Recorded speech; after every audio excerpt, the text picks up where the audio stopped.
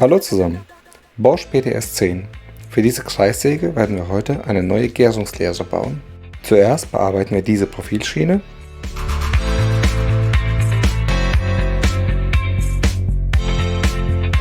Und machen im Anschluss eine schöne Skala in ein Aluprofil. Ja, und warum machen wir das Ganze? Weil die Original-Gärungslehre und der Parallelanschlag nicht sonderlich präzise sind. Die Gärungslehre selbst ist eine, ich nenne es mal 0815-Lehre. Das Problem ist die Schiene. Hier kann man es schön sehen. Links, wie es Bosch verbaut, die Mitte, wie es ausgeliefert wird und rechts bearbeitet.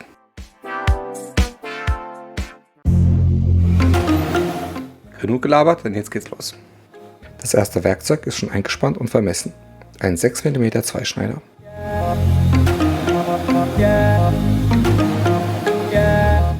Ich weiß nicht, was für eine Alulegierung das ist. Deswegen habe ich den Vorschub reduziert und erst Stück für Stück erhöht.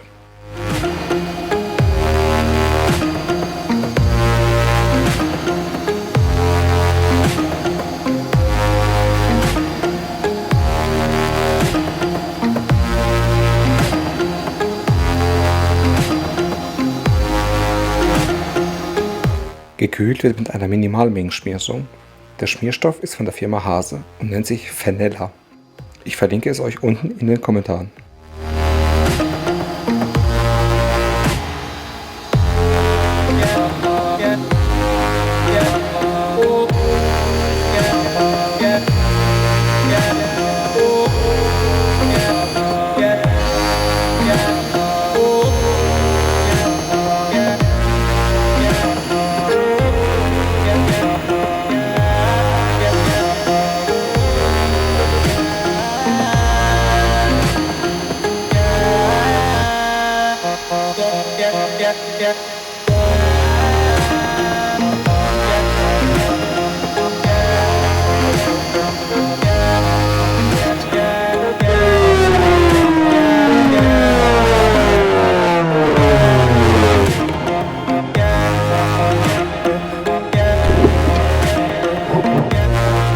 Das zweite Werkzeug wird eingespannt und anschließend vermessen. Ein Phasenfräser 90 Grad von der Firma Hase.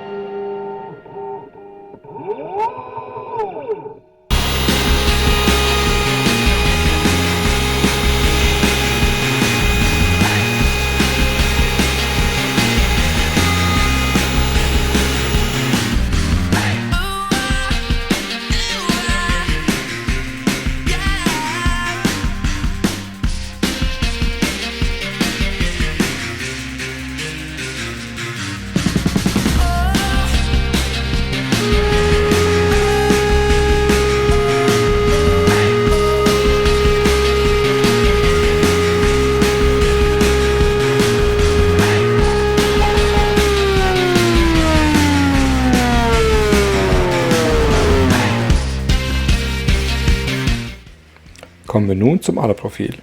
Als allererstes wird die Opferplatte entfernt und ein Präzisionsschraubstock montiert.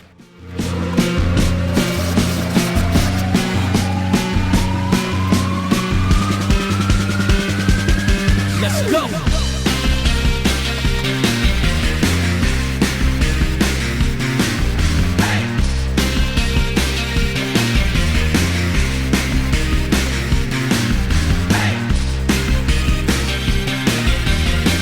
Als Werkzeug kommt eine Gravierspitze von der Firma Stepcraft zum Einsatz. Dazu muss die Kressspindel demontiert werden.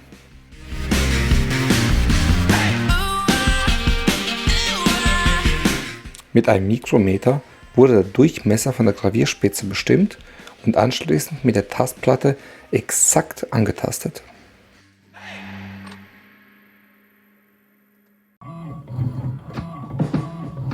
Graviert wird in der Reihenfolge Zahlen, anschließend die groben Teilstriche und zum Schluss die Millimeter-Teilstriche.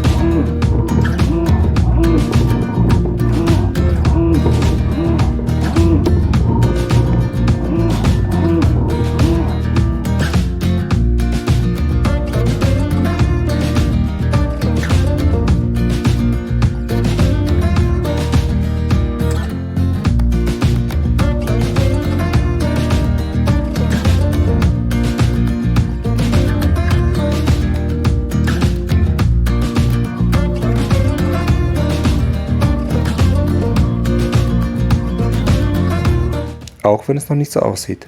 Die Gravur ist gestochen scharf. Aber das wird man später sehen.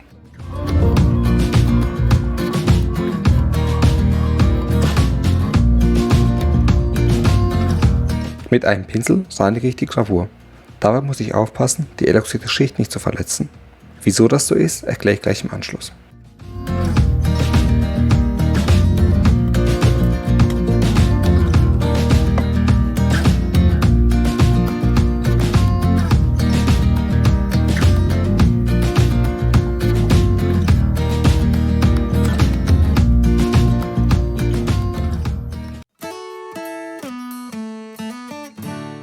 Mit Aluminium Black werden die gravierten Flächen schwarz eingefärbt. Ich gebe zu, ich weiß nicht genau, was es ist, aber ich vermute mal eine Art Säure. Deswegen ist es einfach so wichtig, aufzupassen, die eloxierte Schicht nicht zu verletzen.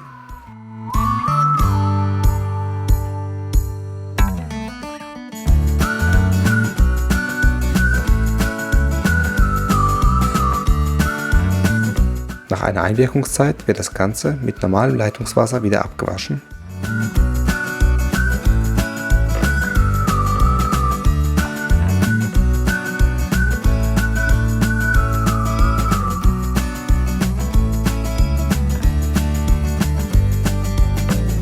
Also, das kann sich nun wirklich sehen lassen. Und dieser tolle Kontrast zwischen dem Silber und dem Schwarz, die Konturen, die sind gestochen scharf. Also ich bin wirklich begeistert. Es sieht aus wie gelasert.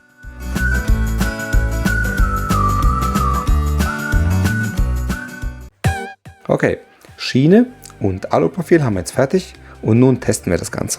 Dazu werden auf einem Brett ein paar Striche gemacht. Nur auf den mittleren wird geschnitten. Die äußeren dienen nur als Orientierung, um zu schauen, wie gerade der Schnitt geworden ist.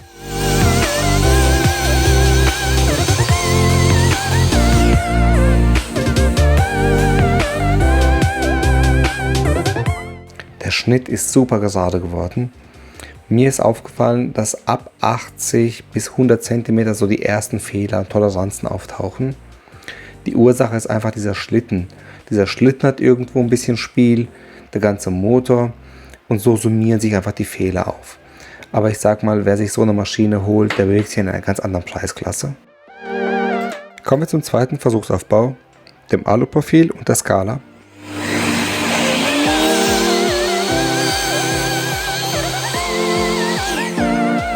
Zum Testen schneiden wir das abgeschnittene Hölzchen auf 10 cm zu. Dazu verwende ich so einen Stahlwinkel, das sich hervorragend mit einem Nutenstein im Profil bewegen lässt.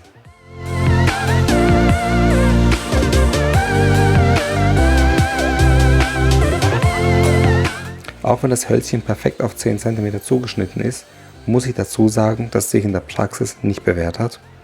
Die Parallaxefehler sind einfach zu groß. Je nachdem, aus welchem Blickwinkel man drauf schaut, können da enorme Abweichungen entstehen. Deswegen nutze ich die Skala auch nicht. Ich muss aber dazu sagen, dass ich das Profil trotzdem dran lasse, weil a. die Auflagefläche sehr schön ist und b. ich zugeben muss, diese Gravur einfach nur toll aussieht. Um die Sicherheit zu erhöhen, habe ich so einen Fußschalter an meine Säge montiert. Somit kann ich das Werkstück mit beiden Händen festhalten und wenn ich die Säge ausschalten möchte, gehe ich mit dem Fuß einfach von diesem Schalter runter und die Säge läuft sanft aus, während ich das Werkstück mit beiden Händen festhalte. Okay, kommen wir nun zum Einstellen der Lehre. Als allererstes müssen mit einem Innensechskant die 4 Schrauben gelöst werden. Hier in dem Video benutze ich nur die äußeren 2. Hier kann man schön sehen, wie viel Spiel wir haben, um die Lehre sauber einzustellen. Mit einem Gabelschlüssel werden die Schrauben gelöst und das Profil verschoben, um Platz für ein Edelstahlrohr zu schaffen. Das Edelstahlrohr wird bündig an das Sägeblatt angelegt. Achtung, es darf nicht zu fest angedrückt werden, weil man sonst das ganze Sägeblatt wegdrückt. Hier kann man sehen, dass die Lehre falsch eingestellt ist. Mit der Taschenlampe zeige ich die 2 Punkte. Hier liegt es sauber an und hier ist ein Spalt.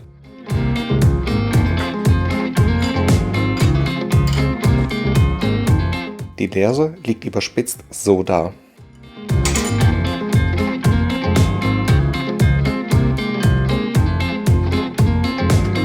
Also richten wir die ganze Lerse nochmal aus und fixieren die Schraube.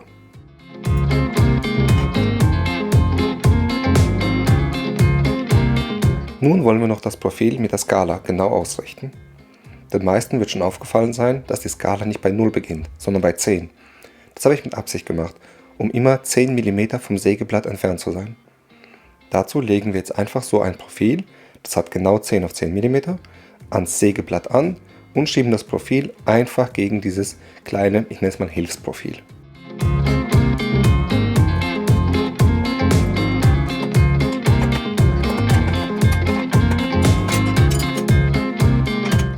Und abschließend überprüfen wir noch die korrekte Position.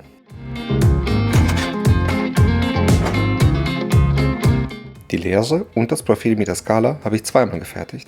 Schreibt in den Kommentaren, wenn ihr es haben wollt. Hier gilt natürlich, wer als erster kommt, mal zuerst. Ihr müsst nur für das Material und die Versandkosten aufkommen. Der Fusion-Teil. Wir starten mit der Schiene und natürlich der Konstruktion. Das war natürlich jetzt sehr, sehr aufwendig, dann den Körper zu zeichnen. Einfach ein Rechteck gezogen, dann das Ganze extrudiert, eine zweite Skizze drauf mit Nut, da kann man es schön sehen. Dann hinein extrudiert, also subtrahiert. Und da kann man sich nämlich noch eine kleine Anpassung vorgenommen. Und dann rechts und links noch etwas verlängert. Das war es tatsächlich schon. Ich weiß nicht, was ich noch dazu erzählen soll. Ja, deswegen machen wir weiter mit der Fertigung. Wie immer ein Setup. Ich drehe es mir mal, damit es gleich richtig ist. Wie immer ein Setup. Dann starten wir hier mit dieser Konturoperation. Ein 6 mm Schaftfräser von Datron. Hier kann man es schon sehen, eine Voreinstellung Aluguss Excel, also das, was meine Excel-Liste ausgespuckt hat, mal 3. Weil einfach, das war mir zu langsam. Deswegen habe ich das alles mal 3 multipliziert. Und ich muss sagen, die Werte sind sehr gut. Die gefallen mir wirklich sehr, sehr gut. Okay. Als Geometrie habe ich einfach diese und diese Kante hier ausgewählt.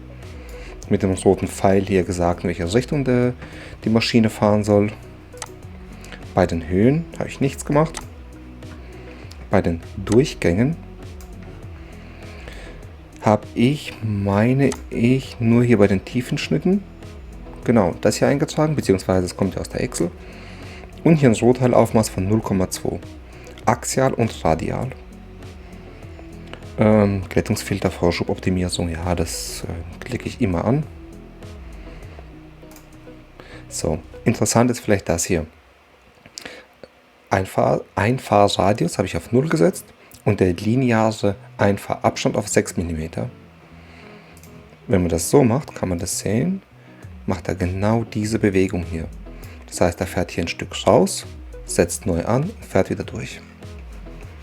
Und das gleiche, hier kann man es eigentlich noch besser sehen.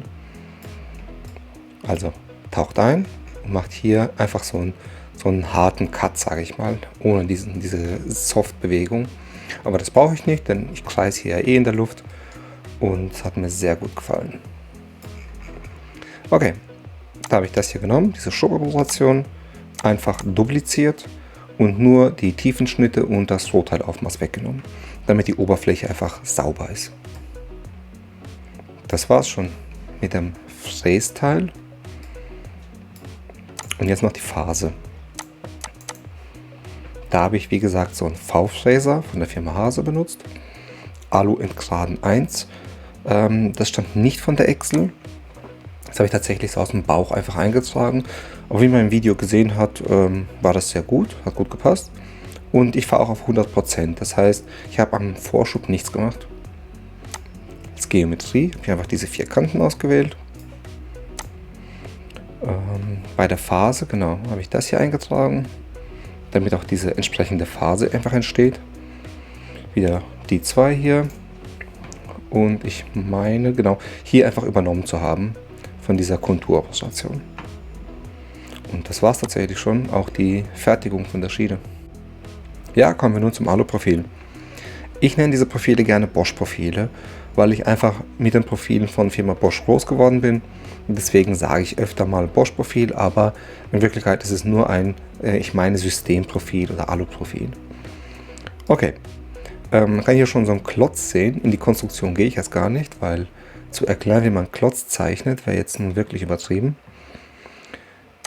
Ich wollte euch mal was anderes zeigen. Und zwar, das war die Ursprungskonstruktion. Ich wollte auch so einen Winkel bauen, aber wie gesagt, habe ich alles verworfen. Man kann auch sehen, ich habe hier schon angefangen, so eine Skala zu zeichnen. Das Problem ist, ich habe ständig Fehler bekommen. Irgendwie mag es Fusion nicht, hier in der Luft zu kreisen. Aus dem Grund habe ich einfach so einen harten Klotz gezeichnet und dann die ganzen Striche drauf gemacht. Seitlich und oben sind völlig identisch. Nur einmal nehme ich halt diese Skala hier, oder, ja genau die Seite hier und einmal die Seite. Deswegen, wir gehen mal nur den Teil mit seitlich durch. Okay. Ich öffne es gerade mal. Hier kann man schon sehen, ich habe es als Schaftfräser definiert, ist aber in Wirklichkeit dieser Stepcraft Gravierer. Ich habe schon geschrieben, 6 mm Toleranz. Ich meine, das sind doch nur 4, aber ob sei es drum.